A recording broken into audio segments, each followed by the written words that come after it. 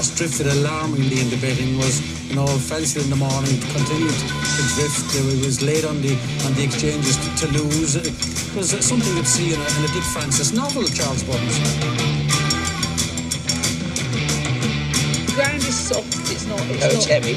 It's soft on times. It's heavy. Okay. Hello, big one welcome to the Bostard's Inquiry. It's Sunday sermon time, that time of week where myself, John and Chris get stuck into the week's topics and annoyances, funnies, and also looking at the review of the Guineas weekend in Ireland and the best racing at the weekend in the UK, which obviously some might say might lead to pointers for later in the season, which we'll go through. Some fantastic questions from you very selves, and we've got some good topics this week to really get stuck into. So a show not to miss. Stay tuned for the whole one. We'll start off, John, straight away with reviewing the weekend's action. Boring bit. Everyone don't give a shit about fucking. They wind forward about 45. Everyone's favourite segment. Is this where they fast forward, do you think? Yeah, oh yeah. No. Oh, fucking right, yeah, they do. Yeah, no one listens to that shit, do they? Fucking hell. This is actually Chris's favourite segment because he can just put his feet up and shout a line. Got to have a wank, have a shit, go on point. I bet he's done that before as well. I can actually see him doing that. Yeah. I'm doing it right now. Oh, good God. Yeah, Mental images like this on the Sunday. We used to get bullseye at this time on a Sunday. Now we've got images like this to put up with. It's disgraceful. Look what you could have won. Look what you could have won. I'll be at the bullseye soon, I promise you. I'll mute my mic now. So we'll carry on with that image in our minds. You can all appreciate. And we'll go to Saturday, first of all, where it was a little bit congested, to say the least, John. The old premierisation didn't seem to be working well yesterday. Is it one rule for big tracks that they can race all together and the little tracks can't, John? Looks that way, doesn't it? Sadly. It was terrible trying to keep track of it all yesterday. Couldn't you have put Chester on Sunday? But they won't move, will they? You see, this is the thing. They all get round a table and say, right, are you willing to move? And they won't move. This is it. They won't lose the valuable Saturday fixtures. But why on earth have we got Chester and Haydock again on the same day? The likes of travel when all this Bollocks came about when the race when they want sort of thing. I mean, they just didn't give this any thought at all, did they? And this is the situation we've been landed with, really. And the only way out of this would be, well, it's beyond the BHA's means because of the lack of the will to do it, but they would need to get nasty with these tracks.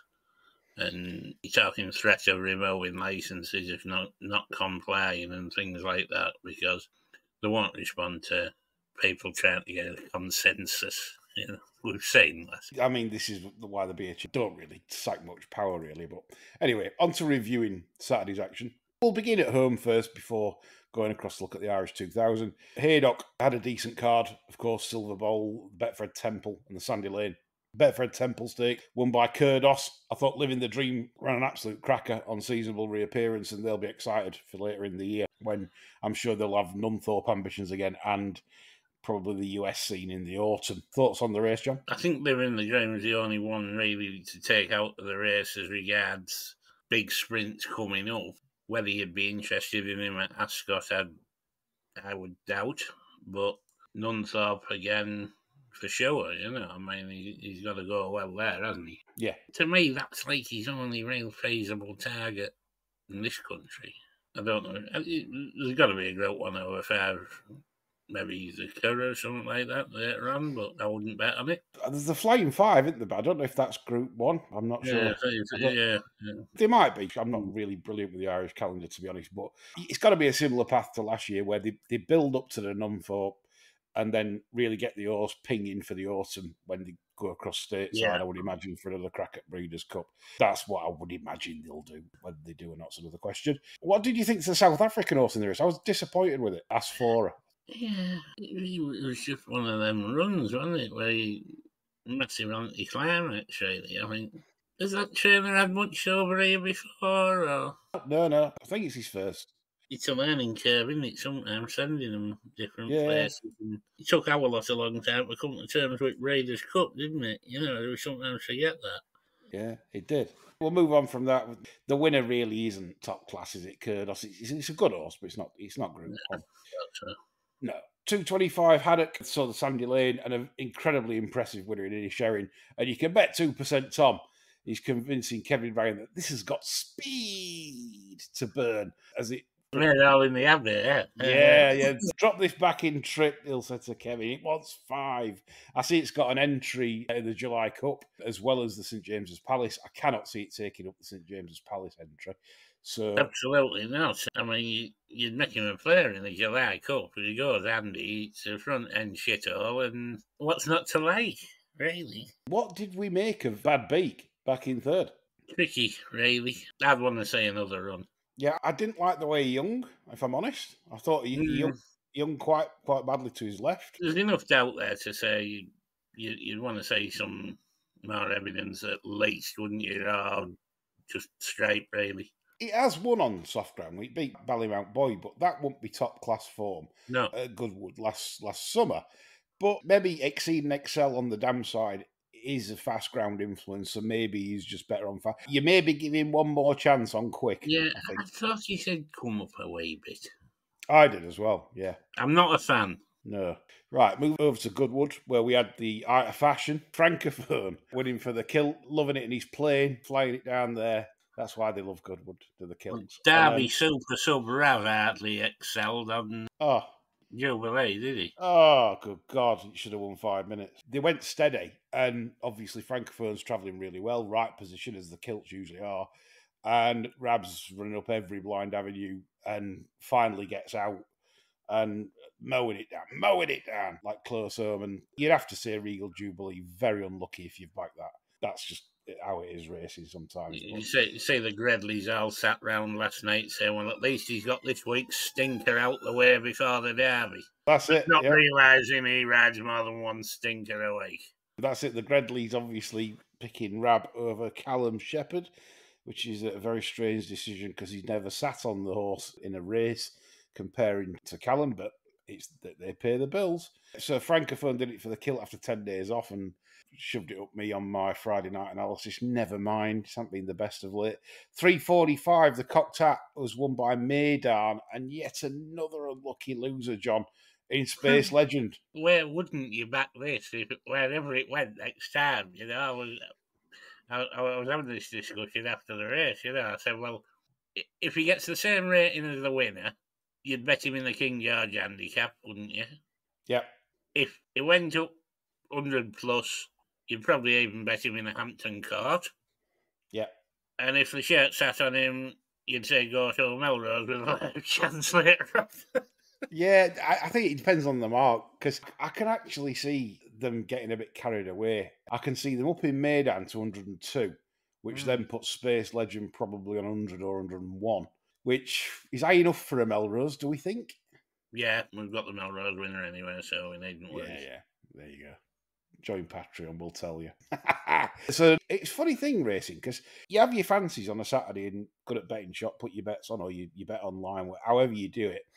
And there's 2 horses there that basically on another day, should have won both races. So like, if you've bet Regal Jubilee and Space Legend Saturday and had decent bets on them, you can't kick yourself because you've picked the 2 best horses in the race. So it is what it is sometimes. And Goodwood can play out like that. Come and sit with us in the self-flagellation department. Indeed. Yes. On to York. Just one race really, well, it's not really worth talking about, but the Bronte Cup. I was a bit disappointed with River of Stars. Rafe and Ralph, I fancied it quite strongly, had every chance. Scottish, our darling Rachel. That was very Scottish, actually. Jim Goldie watched. Yeah, she lifted it home. Juice. Drax got a bit of juice there as that one. I thought she did well at stopping that horse, knocking the jockey off the other one. Yeah. Didn't half hang, didn't it? Funny ground at York, Saturday, because the thing is, you've got Triac winning the opener, and that wants bog soft. And times weren't riding like soft at all. You'd say they were, I don't know. I got the impression it was a funny York yesterday, and I think they might have slopped quite a bit on at the end of the Dante meeting, and he hasn't quite recovered, That's right, because they'll not tell you, especially if it's like Adoc made the mistake of that. Before we come to the crew, we'll discuss Waterworld, John. What is going off this week? I know it's been touched on, so we're not going to drone on about it, but it just seems like the level of incompetence. Kirkland's only been gone 5 minutes and the lad's chucking 5 mils on before a 50mm forecast. Kirkland version 2.0, isn't it? It's like the upgrade, isn't it, from Windows? But apparently he was assistant there, so I mean he's not going to know any better, is he? I saw his interview with Ollie Bell, and I mean he just comes across as one of them that just totally buys into the fact that good to firm ground's bigger recipe for disaster than Gaza. Horrendous. You can't have them running on good to firm. No. Despite the stats. Would you describe him as a shitter, John? Well, I think we need to get away from that thing. They start to talk about it on Twitter, aren't they? We're obsessed with shit. Throwing shit at zoo visitors. We'll move on to the first of the Irish Classics, which was the Irish 2000 Guineas. And of course, it was won quite well, actually, by Brazilian, showing that he definitely gets the mile. I'm not sure he gets it really, really well, John, because if you watch after the line... I thought he was just emptying out, actually. Yeah, Artem's like going back. I know people say, well, yeah, but they're not riding him. It's their actual speed when the jockey sort of just says, right, that's it. Artem's like keeping going. I think they'll get a mile and a quarter, to be honest. Yeah, you could see that turning up with a Hampton cart and finishing fifth, couldn't you? Yeah, Tiber had every chance. The vibes were quite good for Tiber before the race, but they were all torn at Ballydoyle whether it had won a mile or 7. I don't think he sees a mile out terribly well. Not properly. I tell you what I'd be doing with River Tiber. You'd be thinking Breeders' Cup, wouldn't you? Cup mile turf. Absolutely, 2-turn miles. Yeah, on good. Good to firm ground. Different kettle of fish altogether, isn't it? I wouldn't be surprised if they didn't piss off stateside with him anyway. They might do. I think There's he's not perfect. a lot here for him, is there? No, he's perfect for over there. Because he's not like a brute of a horse. He's not like massive. No, he's nice and handy. I mean, he go around them turns like he's on rails, doesn't he? Yeah, the lads are listening. That's what me and John would do. We'd be hello, lads, if you were. So Rosallian, John, right? So you own Rosallian. Obviously, they're going to go St James's Palace next. That's a gimme because that's what they. But I reckon you. What would you do? Sell him. What's that? What's that 7 furlong race at Deauville? I wouldn't care. I'd be selling. Yeah. Sell after that. Is it the pre-Jack? No, is that 6 though? It's either the Jacques Le Manoir or it's the other one. Or the someone else. Yeah. This is where we need Jack, our French. This is the isn't it? Yeah. Anyway, that race. Y'all know what we're talking about. Yeah, you'll do. The 7 furlong French race is where Rosallian would be going for us. But anyway, and then we'd sell it. Yeah. And make plenty. Right, some racing questions before we come to Sunday. We've had Harry Roberts has been on, and Aidan O'Brien and John Thady to have no classic winners this year might actually be good for the sport. Am I right? 6 guineas now, UK, France and Ireland, all different winning trainers. Good for the sport, John? Well, I think City of Troy pissing up in the Guineas might have been a bit better for the sport. Yeah, we need another Frankel, didn't we? What we got in the Guineas might prove to be all right in time, but that, again, I noticed Harry said John and Thady and Colmar, but Godolphin won one, and I mean, that's pretty much top-tier establishment, isn't it? Yeah. So, probably the most impressive winner of the lot, you would take out the 6 guineas as be the Godolphin one, so I don't think we're any further on as regards. Let's be fair, it's starting to work out. It's better than I thought it would do. Well, yeah, in shedding and Artem, the runners-up in the Guineas have finished 1-2 in the Irish. So I'm not saying it's a class 3-year-old year. It doesn't feel like, but still, it's working out. There's clearly nothing better. Maybe don't feel like it because you're getting like a lot of arseholey types winning races, aren't you? But this could be all right. Neil Tolson's been on, and he says, why all this nonsense about economics, media doubting the shirt's decision? I wish the media would do their homework. He's a big colt who needs time, and given the most efficient ride in the Dante, could ruin the horse going to the Derby. I think you're spot on, Neil. 100%. Me and John both said after that Dante, you won't be rushing him back for anything, I don't think, because I thought it was quite a brutal affair, really. You couldn't run him after that nosebleed anyway. That Yeah. went. But that's it. I mean, look how he extended, and obviously with a bleed, and I know they're going to say he banged his head on stalls. That's absolute rubbish. He's had a bleed, and I think that was such a massive effort that if I were running it, I'd be like, well, I guess I'll know anyway. They're brilliant at what they do. The shirt is pound for pound the best trainer in the country. He might not get sent the amount of ammo that he probably should do, to be honest. I'm surprised he has not got a Shaker Baird like overloading him, because I think Haggis would do a lot better than, say, Roger Vegetables, etc., etc. Good point, that, Neil. Luke Tucker says, watering a serious issue, as was already just sort of discussed with Haydock. Can you honestly ever trust a going description now? At the majority of race courses, I'd say no. Ground is a key part when betting on a horse, and punters are constantly one arm behind the back when they're placing a bet in the morning before a race has been run. It's a fair point, isn't it? It's all summer, every summer, for about the last 15 years, isn't it, really? You know, I mean, you really don't want to be having a bet until you've seen the race run, which is ridiculous. No, it is. Good questions. Right, so we'll look at the Irish 1000 today before wrapping the review up and moving on to some more interesting topics, and to stop Lord Malvo from masturbating himself into... Yeah, fucking hell. Hang on, I was just getting to the vinegar strokes. You put me off now. I'm about to fucking start again now. Fuck's sake. Come on to other things in a second. 3:45 at the Curragh today was won by Fallen Angel for Carl Burke very impressively. Obviously, there was a fitness doubt, and that was public knowledge, really. Aidan O'Brien had stated that Opera Singer was quite a bit short for this. Whatever she did, she'd improved massively. What did you think of that? Coronation Cup a good thing now? Do you think it'll come on enough for that, or you weren't that impressed? Well, I thought she had a tough berth as well in 13. If you needed a run and Ryan's having to use petrol up to get across, I don't think that was a plus for her. You know, like for a horse that likes to just get on with it. I didn't think stall 13 when you're needing a run is far from ideal.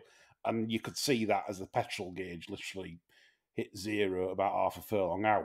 I think it was a very promising run, but probably beaten a bit too far, really, behind Fallen Angel, John, to think she's going to make up 4.5, 5 lengths. If I was driving the Ballydoyle bus, I'd be absolutely double-dyed confident I could flip that round at Ascot. Brilliant. Oh, yeah, I love this. Go on, then. Because I would run 2 pacemakers, and I'd have them all over Fallen Angel like a rash, and I'd have Ryan sitting chilly.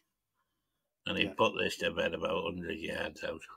Yeah, we know what a good filly she is. I mean, they've made no secret about it. And I think, like I said, it became public knowledge when the Racing Post asked Aidan for comments. They said, you know, she's not really ready for this. It's been a rush to get her ready for this. And I think that's it. They've left her with a lot of improvement to come.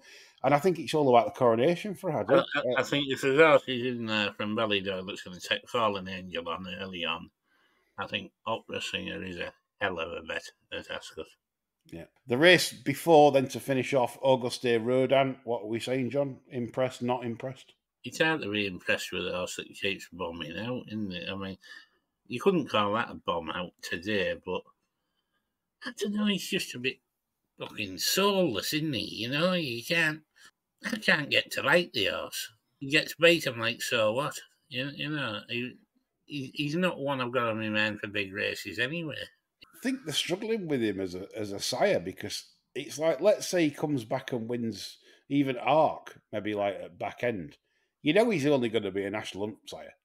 I don't know what you'd want from him, really. I mean, if I was going to the sales with unlimited spends, I mean, anything from him would be one of the last I'd be looking at. So the way White Birch just breezed past him. Maybe geld him and see if he can win a Cell Prime novices. So that covers off the review in Ireland today. 2 major races. Anti-purse, John, regarding the Derby and Oaks. Is anything taking your eye? No, not especially. The Derby looks awful, doesn't it, really? It's one of them, you'd want City of Troy to turn up win that by 10, wouldn't you? You would, especially would with the anti-post, but I don't. I think we're a fair old way of it possibly happening, but I might touch on that when we talk about another subject later on, actually. Okay, no. Well, it's interesting because the ground at Epsom this week, if you are thinking of playing today or in the next couple of days, taking a punt, thinking one might shorten dramatically, I'm pretty certain looking at the weather, and the weather forecasts are never the best, but I don't think he's going to have to water because they do showers literally every single day at Epsom. So, and it's not particularly hot weather. So I can't see it drying out from the current good to soft in places that much. We'll see. But I don't think we're going to see any good to firm, John, in the description come Saturday. I think the days of good to firm derbies are probably concerned to history, aren't they? Seem to be. We know they like to leave it on soft side for Oaks Day because then it obviously quickens up rapidly. Unless it rains on Oaks Day. Yeah. Right, question then. Ylang. I'm not saying it's value or anything, but do you think she'd appreciate a bit of cut? I think she'd be all right. I don't think they'll be gagging for it. Especially up that much in trip, yeah. Well, yeah, I mean, she's got to get another half mile yet. I think the Lingfield one's probably more solid, really. She's come from the next county, hasn't she? That was an amazing run, wasn't it? Rubies are red. That was incredible. The only thing you'd wonder if she'd come back from that, because, I mean... Another big effort, yeah. Yeah.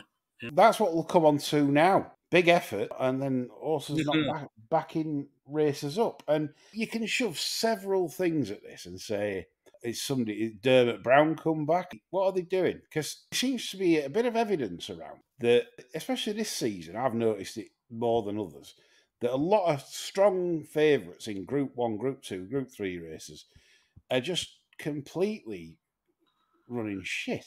Top handicaps as well, aren't they? I've not looked at that. Chris, I mean, you watch all the big races. Yeah. Is it a bit prevalent to you? You've seen a lot of disappointing performances this season? Yeah, definitely. I mean, look, if you turn around to people and say, oh, well, horses have been stopped or doped, that, invariably they'll look at you like you're mad. But it does seem to be a pattern emerging, doesn't it? And whether somebody is doing that for relatively small money, because, if you weren't greedy, you could make a very, very good living at that. But these, previous attempts have got caught because they've been outrageous. They've tried to, get the lot in one hit. But I think you could do that a couple of times, 2 or 3 times a month, maybe, get 5-10 grand out of it. That's not a bad old living for people, is it?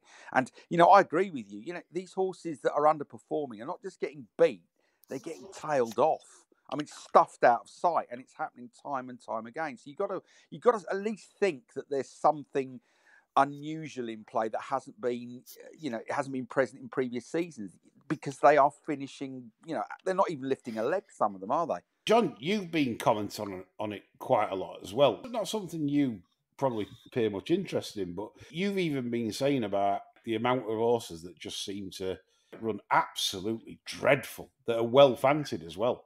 I just can't have it that this is right. I know you can't say, oh, well, the market's got to be right. I mean, these horses have enough in the form book to say, all right, could get beat. But they're getting beat 6 fucking wickets. And nobody's uttering a cough about it. You just expect to move on to the next race. And I just find the whole thing really bizarre. If you accept the premise, right, as that, that there are in circulation drugs that can enhance performance considerably and are, difficult, if not impossible to detect, then it must follow that the equivalent exists with drugs that can, diminish performance to the same effect and be undetectable. And, and providing people who are administering these drugs aren't greedy, how are they ever going to get caught? The police aren't interested because the values involved aren't particularly significant. It's a difficult thing to investigate racing. So if maybe there is a group flying under the radar that's happy with, 10, 20 grand a month, because it seems to me that, I don't see any great appetite in racing to detect it. And where would you start? Where would you start with it? Well, I did a thing. I did start with it. Did some research on this because I thought, well, it's lazy just to insinuate things aren't right and then start blaming drugs. And then everyone says, oh, they're at it again, blaming drug, blah, blah, blah. Right, okay, so this is really good data, actually. So from 2020, which was the start of the old pandemic era, there's been 471 bets of favourites, 2-1 or shorter, industry SP, 39% strike rate, 25 winners less than expected, you'd win 55 points. That's nearly 12%, laying them blind in Group 1, Group 2 and Group 3 races. To put this into context, before 2020, there have been 1,710 bets, 748 winners, nearly 44% strike rate. So 5% better strike rate, 4 winners less than expected, which you'd expect because the market obviously takes that into account. It's efficient. They make losses in the place. So I went a bit further. If you take horses that finished first or second last time out in these races as well, in other words, they might have had a hard race as well to boot last time, who knows? It drops to 38% strike rate, again 25 winners less than expected, and you make 16.5% laying them at Betfair SP, and you have a 7% profit in the place, John. So if you laid them in the place, you make 7% in the place on top. And this is since 2020. And people say, variance. I agree. 471 bets might not seem like that's enough to just clarify. But the fact it's happened every year since 2020, in terms of like strike rates, have been consistent, I think this is quite damning, especially after what we're feeling, the general sort of gut feeling. The stats are backing that up. So I think there's something in this. I don't know what it is, whether it's they're training them, they just aren't backing up, or it is some kind of external element why they're not performing. Because the market seems quite accurate as well on a lot of them when they go from 5 to 4 to 7 to 4. I did mention the other day as well, I think it was on the group chat on Twitter. I don't think there's an angle where it's this new breed of super trainer that we've got now, that maybe aren't training them right and not getting them to back up. And I did cite the Barbarian Baron as somebody who could give them a lesson on how to do that this year. Yeah, that could be right. But Lee's point is that not always, but the market does seem to know in a lot of these occasions, not all the time, but as you say, somebody somewhere knows that that's going to happen. And that's always troubling to me. Yes, you could have very good models. Yes, they might be very clued up. But it does seem that the market does seem to be able to predict when that's going to happen. And that's always troubling, I think. To put it in a nutshell, as you know, there's usually less variance in terms of performance of top horses compared to Class 6 horses. Sure, yeah.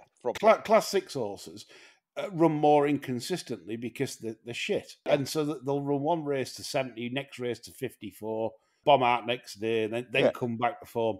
Whereas the group animals tend to be more consistent, which is why people like who are with us, Nick Davis, likes the better class of races, because he knows that the horses should run their races more than the bottom end. And you would think that those horses are also prepared more carefully than the Class 6 horses, and in the main are trained and prepared by better caliber of trainers. I know it's a sweeping, generalisation, but you think better trainers tend to have better horses, better in terms of skill. So it seems to me that that's even, a greater reason to suspect something's going on, because you're not getting these horses being trained by permit holders, are you? These are the cream of the crop, the best of the country have to offer. These are proper people, exactly. So naturally, you're getting your horse built up for the day. Yeah. So, John, I'm going to ask you then. So since 2020, which is the worst trainer for bombing out? I'd take a stab at in group races. Yeah, I would take a stab at Roger Varian. You're not far off. He's up there, but Clarehaven are the worst culprits. I nearly said that to me. Yeah, they are really, really bad. Clarehavens have a terrible in the last 4 years at just bombing out after a good run. Who would you say the best is, John? I know the Baron does well, but who do you think the best is? Probably Ed O'Brien. Nope. British trainer. Go on, you'll have to tell me. The shirt. Different class. 48% strike rate with horses and beats 84% of runners. See, what probably put me off him there was he had... Yeah, he had a bomb out. He had them recent bomb outs, didn't he, the weekend before? Yeah, exactly. But it is the shirt. It was fresh in my mind that... Well, that's it. That's the randomness. And I know that there'll be punters out there listening to this, and they'll be saying, these lads are talking fucking shite. And I get that.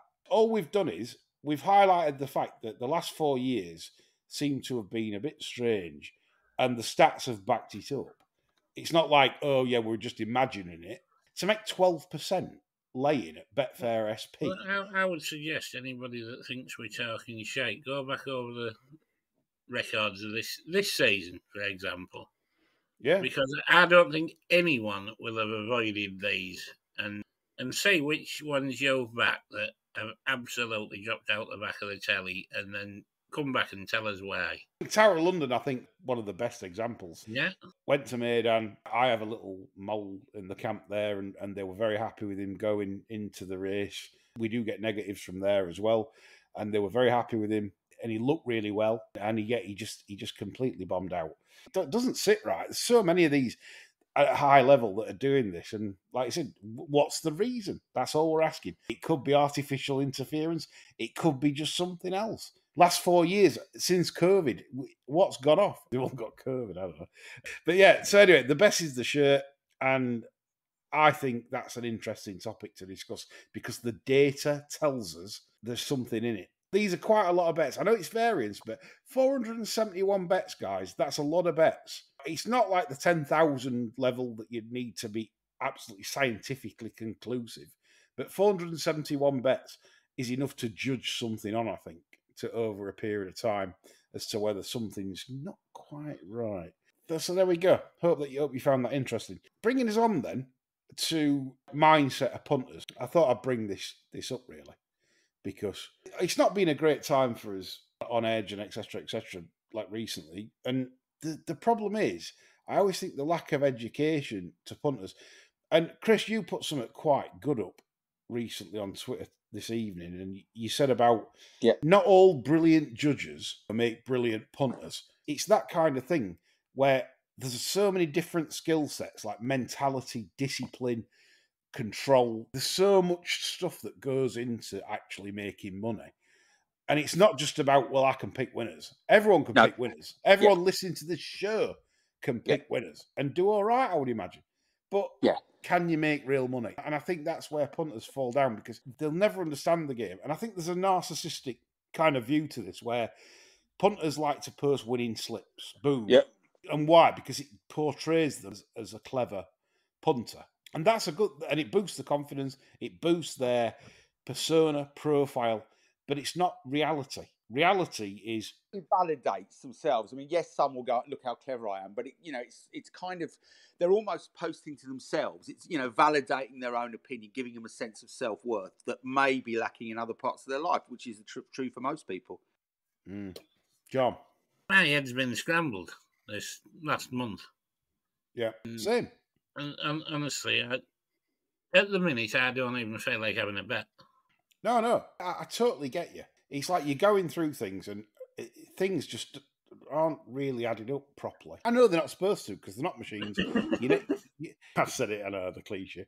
But you're not going to get like efficient patterns like, oh, you're going to get the weight, you're going to sit where you want to sit and you're going to get the right ride and come home lovely. It's kind of like soul destroying sometimes when you think you've got one or you think this is it. It just doesn't do the best. I think that's where punters have not got any sort of grasp on how this game can blow a hole in your head, your mind, your bankroll. And it just is what it is. But it's the greatest game ever when you're getting it right. It's an easy game when you're getting it right and you're in good form and you're flying because the winners keep coming and you're making the right bets, you're chipper, everyone's happy, your cock's out and everything. It's bouncing up and down. It's like Magnier after a Wootton Bassett wins a Group 1. And that's it. Unfortunately, that's just not reality. And reality is that you're going to have periods of time where things aren't going right and they get the wrong ride, or you're not quite seeing it like a football. You're not seeing it as you probably would. You're not at peak. But the key is... Fallow periods, I think they call it. Yeah. Yeah, but I take it, as you know, I take a slightly different view because I come from it from a different perspective, as a recreational punter. And, I think most recreational punters will obviously want to embark on the game with not the expectation, but with the hope of making a profit. But followed very closely behind that is the need for the regular dopamine hit of winners, even if those winners don't necessarily result in a long-term profit. Because a lot of people's weekends or days are defined by whether they've had a winner. And so fallow periods, which are inevitable, in professional punting, because you look at the big picture, are actually more damaging to the recreational punter than you. The recreational punter would be happy to bet 8 winners in a fallow period and show a loss because that's compensated by the buzz of getting a winner. And that's why a lot of unprofitable tipsters consistently, make money in terms of subscriptions, despite the fact they lose their clients' money, because they're producing regular winners. And that, you cannot overstate the importance of that for the recreational punter. And that's a fact paper behind the need to make a profit. And I know that sounds sort of counterintuitive and mad, but that's how a lot of people get involved in the game. And that's why unprofitable tipping services consistently carry on year after year, because they produce regular winners, albeit a number of winners that ultimately result in a loss. But throughout that period, they're spinning up 5-6 winners at short prices, and everything's good. And so, recreational punters don't see the long-term picture. They really don't, because invariably they don't bet enough per point or per unit to make it worthwhile to make any kind of profit over the year. So therefore, what they really want is the buzz, and that's the problem. So what you're saying is that probably a large proportion of punters in the UK today, in fact, probably the worldwide, want just that dopamine hit of that winner. Yeah, they want a winner. And it's, about price, etc. You look at many times and say, well, we can't bet that because we made it 7s and it's now a 9 to 2 chance. For most recreational punters, they don't give a shit about that. Yeah, but it might win. And, so they'll have a bit on or even more on because they've got the winner. They're not interested in the price because the winner beats everything. You will see time and time again, people take terrible prices about horses because, it might win. And they don't want to miss out on a winner. That's what they won't sort of say, well, it was the wrong price, etc. The winner's everything. And, missing out on a winner is much worse than missing out on a loser. Yeah, I see it from the majority perspective. Obviously, I can't think like that because if I thought like that, then I'd do it in, don't I? So I know this. But like you said, I get, if you're running tipping services, etc., I get what punters actually want. You're selling handmade shoes to people that wear trainers. That's the thing. They want trainers, not handmade shoes. It's a good point. Moving on, Epsom decided to announce a project regarding a festival, a Derby festival. But it ain't going to be like what everyone thought it was, which was a week-long fair. It's going to be like Melbourne do it or something, where it's racing Tuesday, Saturday, Thursday, whatever, right over a couple of weeks. Are these people stupid, John? Yes. With a massive S, capital S. You'd send them a Superman logo, and they say, oh, you sent me a Superman logo. That's nice. You think we're all Supermen? No, fucking stupid. First of all, horse population in the UK of decent horses. You'd end up with a festival like Listowel. The whole concept, it just smacks of somebody that's been coasting through the job for the last 5 years, being told to come up with an idea or else. And they've chucked this in just in the hope that that's the idea and it's a stay of execution for them for another 5 years. Because anybody that thinks this has got legs, really, they want to take the top of their head off and give the brain a fucking wash. Absolutely, blow the brains out. Bang. It's so strange that we're struggling in horse population. You can see this by ratings. You've only got to look at the York Sprint on the Saturday. You've got Corker top weight, 107. And then everything else is like 95 and below. Well, we're old enough to remember the old 4-day Derby meeting there. Fucking hell, the supporting races at that was absolute shite. Yeah. Yeah. It was like the worst day of the Goodwood Festival, wasn't it? It cannot be a festival. There isn't the horse population to do it. Because anyway, there's going to be lots of people with Royal Ascot target. And nobody wants to run a decent horse at Epsom anyway. So, it's only because they're forced to with the Derby and the Oaks. Everybody had loved Everton running Newbury. Yeah, that's it. If we owned a decent one, unless we were running it Derby or Oaks, there's no way we're going there for any race. I'd have to be odds on at Derby. Yeah. I wouldn't run anything 5 to 1 or above. I'd want to be absolute front rank. The nation awaits job, no. Definitely. Right, so Epsom, another own goal for racing. Another idiot idea that'll probably get shelved because they're all idiots. Favourite horses over the years, Kamal Chowdhury's been on. I'll start us off. He's not necessarily the best one, because I would say most favourite horses of people are something that's like sentimental to them in terms of maybe getting them interested in sport, or something that's won them a right few quid. Usually when you're younger, because that's what it kind of attracts you to the game. It's like, oh wow, remember that? And mine has always been and always will be Nashwan. I had a big bet for it in the Guineas, and that was the one thing that got me bouncing, seeing that fly home in the 2000 Guineas. And some people might say Zaphonics, things like that, weren't necessarily like the world's best. It's just sometimes there's a horse that catches your imagination. So that's mine. John? Cover Up. Not because I won bundles and bundles of money on him, just that it was a smashing old lad. He was one of the first winners Wally rode after he'd come back from that horrible accident. And I think he won three on the spin at Ascot, which takes a bit of doing. Yeah, he was just a lovely horse. Again, sometimes it's close to your heart, and it, like you said, they don't have to be 128 rated plus. They just have to be the horse that you want going into battle for you, and you think, this will eat them. Chris, you? Yeah, I mean, there's only one, isn't there? Gossiping, isn't it? That's the thing. Yeah, it's because Gary Moore bought it from Godolphin, Charlie Appleby. Yeah. Yeah, absolutely. Like, you could set your watch by that. When 10 runs down the bank, all of a sudden, crash bang wallet with Shane Kelly on board. Yeah, proper horse. That if you had a yard for the nose, you'd retire. Gambling cash machine. I like that question, Kamal, because it's not like I say, it's not just about Frankel were amazing, or like I know John loves some. What's your best Derby winner, John? The Minstrel? Would it? Oh no, Golden Fleece were your favourite, wasn't it? Yeah, far and away. I don't think I've seen a horse had back to bait him round there. Really, I mean, it was ridiculously impressive. Yeah, Golden Fleece. All the Derby winners, he's the one I'd put forward as the best I've seen.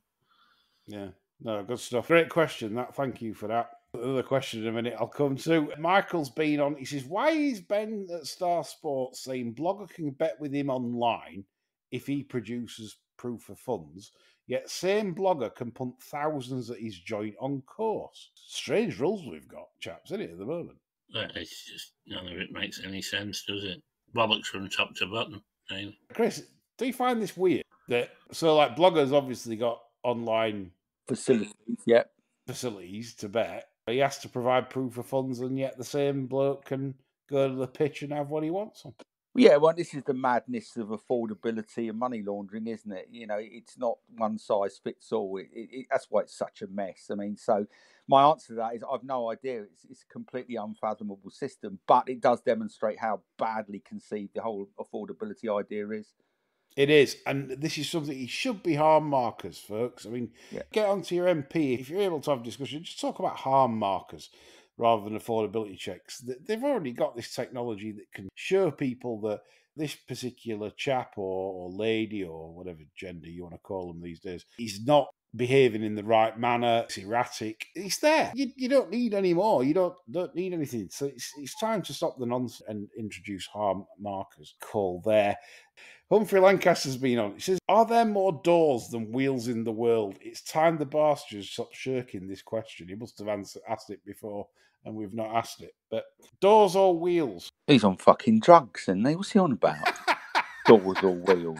Come on, Humphrey. You could do better than that. Fucking hell. I know it's shit, but I mean, our time's worth something. Penny an hour. I mean, doors or... I have no fucking clue. What are you on about, man? Good question, but yeah, bollocks. I don't know. Get off the glue, Humphrey. Yeah, fuck off, Humphrey. Right. He's on glue, I reckon. He's fucking... bus stick. Yeah. He's on the Evo stick, isn't he? Right, Bert Doncaster.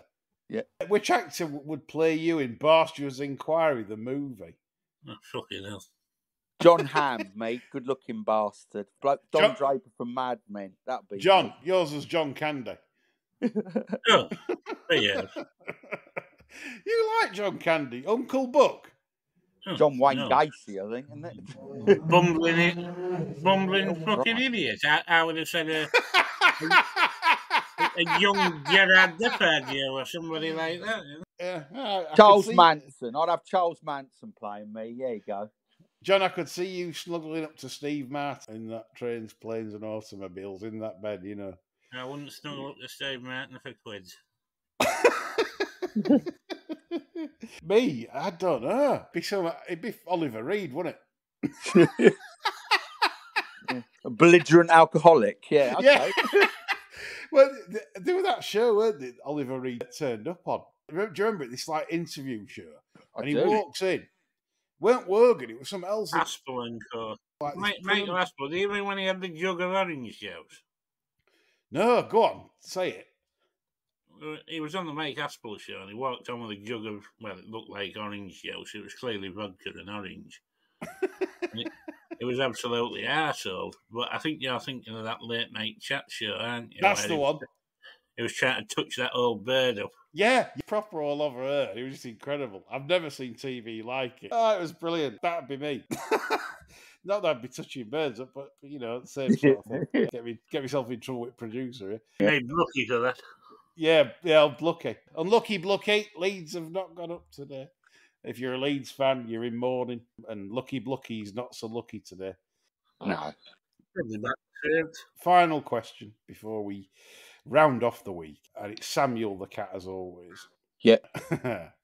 WW3 has kicked off. Basically, you're all dead and you're reaching the Golden Gates and God says, you've all been naughty. Of course we have. You cannot come in. No. The deal's on the table. You can go back down and inhabit a person in Racing's body and live as them. Who would you choose? The thing is, if it's an apocalypse, I'd want to be Bear Grylls because, like, you need to fucking run about a bit. Where does he train, Bear Grylls? Yeah. Where does it... Yeah, but I don't care. Fuck racing. It's like this is about surviving. But if he means like, oh, racing's like gone back to a normal, like society. That's what he means. Yeah, that's what he means. You can go backwards. Yeah. It'd have to be Mark Howard because, like I've just said on other podcasts, you would be able to write a 3-year-old horses to follow book every year, make a right few quid, right? Yeah. Go on racing TV, do some media work, right? For whoever you're writing for, nice few quid, and get to sit down all the time. Fantastic. Yeah, sit on your arse all day. That'd be you, wouldn't it? Do fuck all. Yeah, it would. Yeah, it actually would be him in racing. Absolutely. Yeah. I don't want to be any other fucker. Have you seen all other fuckers in racing? Absolutely dreadful. Unless you're talking about money, I'd come back as Kirsten Rousey. Something like that. Let's be fair. If you did, you'd never leave the house. You'd just stay indoors, touching yourself, wouldn't you? Yeah.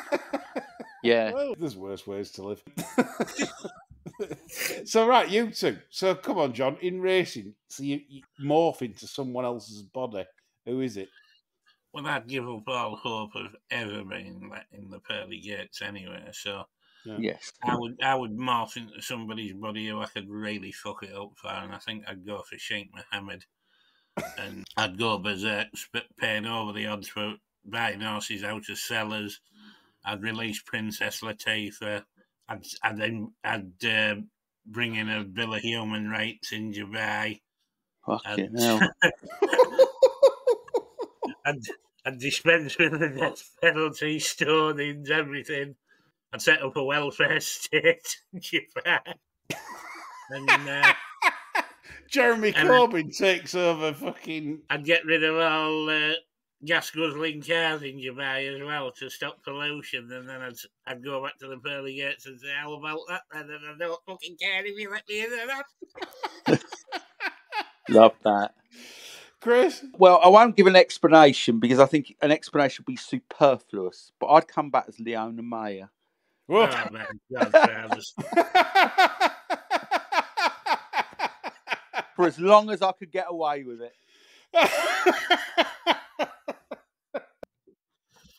And I'd come out walking like Charlie Chaplin, I promise you. I force you. I mean, it's not. You can tell her. You can tell her that next time you speak to her. You know. I will. Actually. No, I'd rather you didn't. She'll writhe in disgust. Yes, quite right. Yeah, but anyway, we're all vile anyway. It doesn't matter. Yeah. It is what it is. I hope you've enjoyed this show. It's been a pleasure to do as always. Get us feedback on Twitter on what we've said, particularly about the underperforming favs. That's an interesting topic because the data backs it up. And I'm sure some of you will say, we're talking shite. And that's fine, because we actually do on a weekly basis. That's why you listen. That's all from me, John and Chris. Bye for now.